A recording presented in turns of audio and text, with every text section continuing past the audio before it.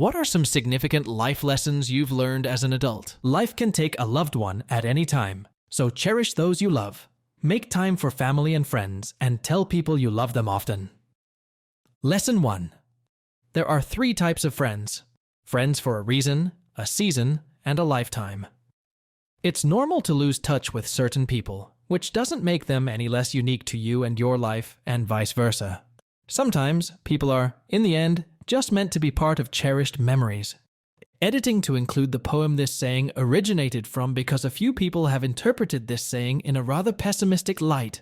I did not know about this poem when I made the original comment, but after reading it, I hope it will help those people see it differently. Reason, Season, and a Lifetime. By Brian A. Drew Chalker. People always come into your life for a reason, a season, and a lifetime. You know exactly what to do when you figure out which it is.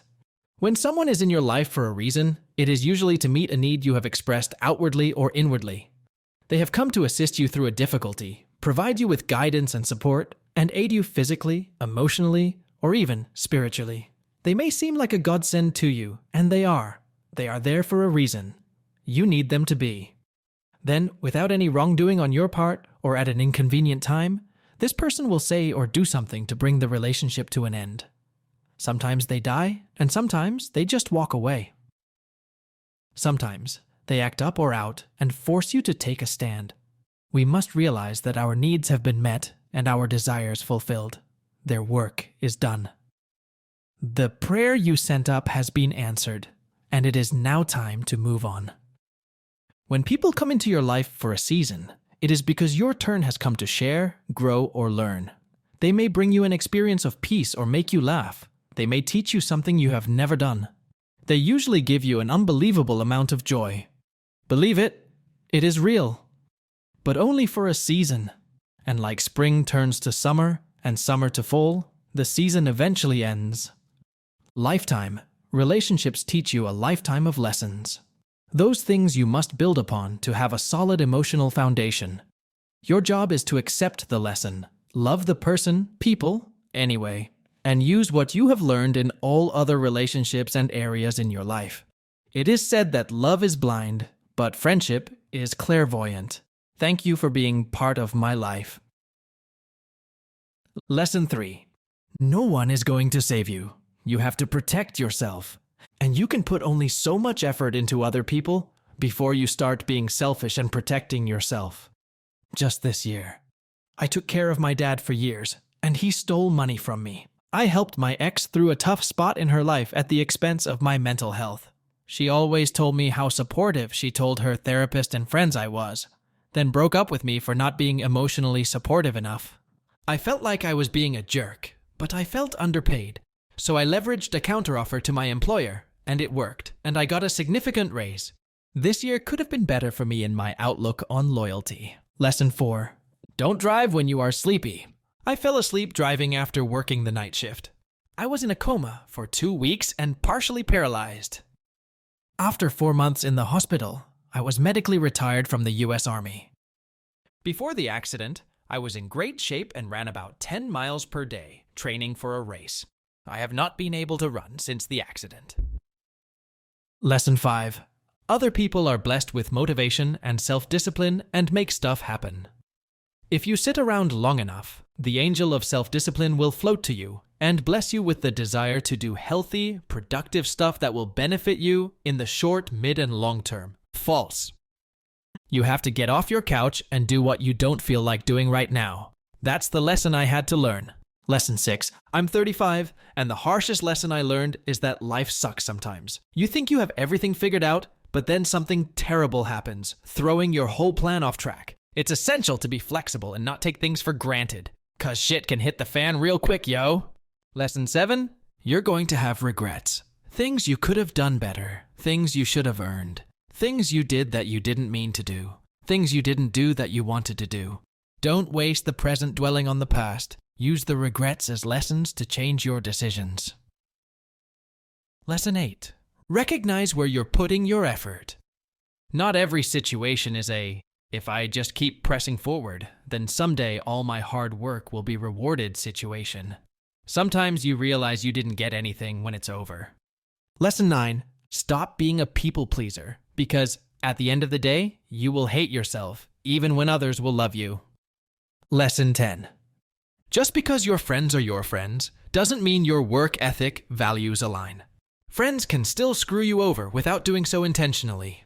Heavily abridged TL.dar lived with 3 best buddies from high school who were older than me for several years. They screwed me on rent and utilities for years because they didn't want to be responsible. I am out thousands, having kept us warm and not homeless. OP responded, I could not have agreed more with you. A friend's bestie and her roommate left their apartment before their lease was up, and I had never seen her so distraught in all these years. She had to pay twice the rent, and her savings were gone in an instant. I'm sorry you had to go through that, praying that your days get better and what you've lost comes back tenfolds. Lesson 11. People don't attract like-minded people. If you're an average person, you think like the golden rule. But I'll tell you this. There's going to be someone you consider to be a friend who's going to not only disappoint you, they're going to hurt you. And they're not even going to value your friendship enough that they care to rectify that. Hell, they might even enjoy it. At 25 plus, you must dig your heels into your values and stick with them. I tolerate a lot of nonsense behavior from my friends, but never something that hurts somebody else, especially another friend. I never pictured myself genuinely telling a friend, I'm disappointed in you. But that's growing up. Lesson 12. Just because they are family doesn't mean they are your friends or even have the best interest for you. Some, like old friends, can be toxic, and you have to cut them out of your life, no matter the pain, to save yourself from further harm and agony. Lesson 13. Just because you treat people well doesn't mean they're going to as well. Your best friend can't be trusted just because they are your best friend. The slightest mistake you make, a mistake, not a choice, can be blown out of proportion. Those who do wrong are somehow rewarded, yet the good people are stomped on. I'm almost 30. Lesson 14. Be careful who you have children with. So true. My husband is a wonderful father and person. I wouldn't change him or my kids.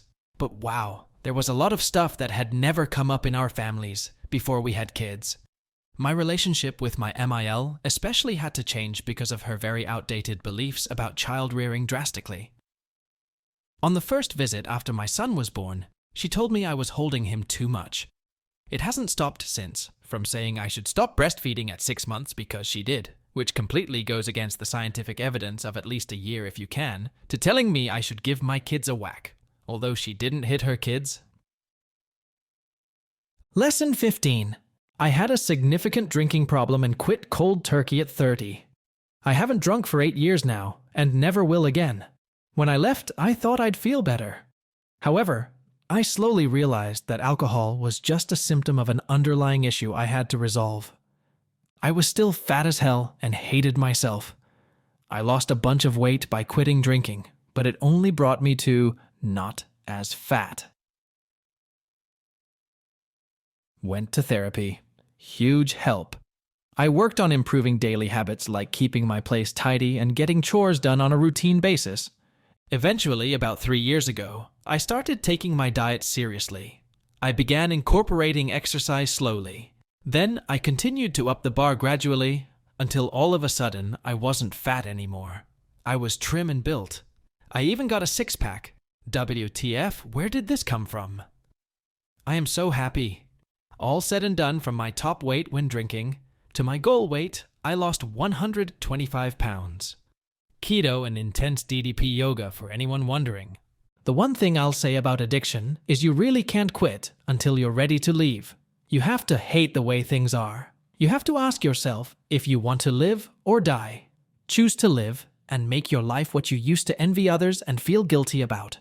Replace your addiction with things you always told yourself you'd do someday. Focus on one hobby and go crazy about it. Something you're interested in. Something that keeps you constantly motivated, committed, and focused on working on it, whatever the hobby is. The next day. Set small goals, and once you reach them, set a bigger goal. Baby steps are crucial. Never focus on climbing a mountain. Just make your way to the next foothold. Lesson 16. Love yourself. Never let a relationship come in between your friendships. My ex made me choose between him and my best friend. I chose him. Years later, I told her everything, and she forgave me. Years later, she died. I was happy I returned to her life, and she ignored me. Choose you always first. Lesson 17. You don't get a refund for the time you spend worrying about things that may or may not happen. Often, it's better to put yourself out there rather than overanalyze everything.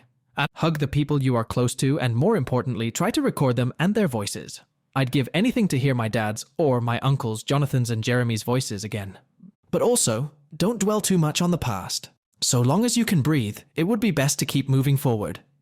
Improve yourself in ways that make you happy. Lift weights or go for walks, hikes. Help yourself in ways that allow you to help others, but don't be afraid to put yourself first. Life is full of contradictions, and sometimes you won't be dealt a winning hand, but I can't stress enough that you've got to keep moving forward. Lesson 18. When I was 22, I learned that you or the people you love are never too young to die unexpectedly, regardless of how healthy you are perceived to be. I was that age when my best friend and first love, who had just barely turned 25, was diagnosed and quickly died from sporadic cancer. He was the most in shape and adventurous person I knew. He traveled the world, was a rock climber, a spelunker, an avid hiker, etc. I never thought that would happen to him or that I could lose someone I loved so deeply when we were both so young. He died 10 weeks after he was diagnosed. I watched him go from healthy and fit to rail thin over that short amount of time. It was such a horrible whirlwind, but I have learned that aging is a blessing, and I will never forget it. I have now lived 10 more years than he could, and I will be thankful for every year I get. Even with my body aging and wrinkling, at least I still get to be here and appreciate the world we live in. I wish he had called to say the same. Lesson 19. You can be anything and everything to someone, but that doesn't guarantee you'll be together. When a man tells you something, believe it. Stop being a heroine, thinking you can change someone. Your boss only loves you when you're performing well, but you're suddenly the wrong person and not a team player when you decide to look elsewhere for your growth. Okay, that was a lot. Do you have any other life lessons, or which ones can you relate to best? Thanks for watching, and see you tomorrow as usual.